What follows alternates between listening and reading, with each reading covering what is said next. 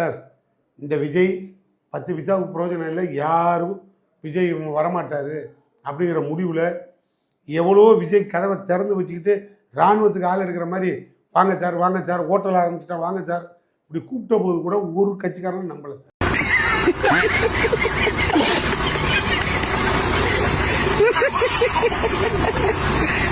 விஜய் இப்படி அபரிதமாக ஜெயிப்பாருங்கிறது அந்த கட்சிக்காரனே நம்பல. நீங்களும் அண்டர் எஸ்டிமேட் பண்ண சார், அந்த கட்சிக்காரனே நம்பல சார்.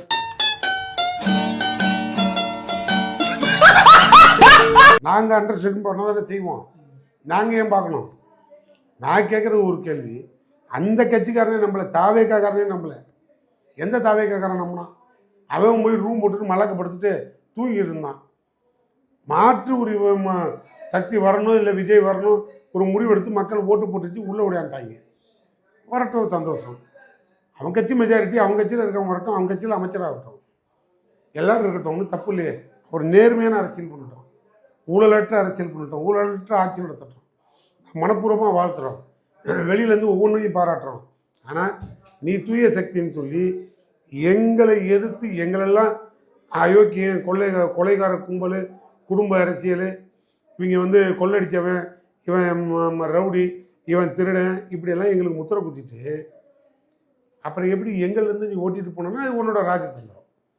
ஏன்னா நீ யோக்கியம் இல்லைங்கிறதா அதெல்லாம் தெரிஞ்சு போச்சு. புரியுதா?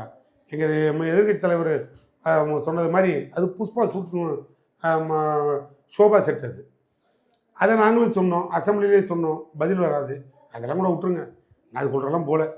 நான் கேட்குறது ஒரே ஒரு கொஸ்டின், நீங்கள் இவ்வளோ தெளிவாக இப்போ தான் விஜய் ஜெயிச்சு ஆட்சிக்கு அவர் மதசார்பற்ற குருன்னு உங்களுக்கு தெரியுமா? ஏன் அதுக்கு முன்னால் உங்களுக்கு நம்பிக்கை இல்லையா?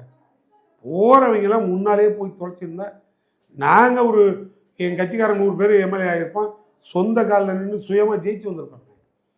இதுக்கே சார் நாங்கள் ரத்தத்தை கக்கி உழைக்கணும்? உனக்கு எதுக்கு நாங்கள் ரத்தம் சிந்தணும்? அவசியம் என்ன இருக்குது?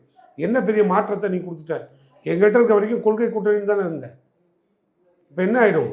அவர் என்னத்தை சாதிக்க போகிறார்? இப்போ அப்படியே தான் வந்துட்டார். என்ன இப்போ இனிமேல் சாதிச்சுடுவார்? இல்லை, நீங்கள் தான் அங்கே போயிட்டீங்களே, என்ன இனிமேல் நீங்கள் 2 பேரும் கலந்து சாதிக்க போகிறீங்க? பொறுத்திருந்து பார்ப்போம்.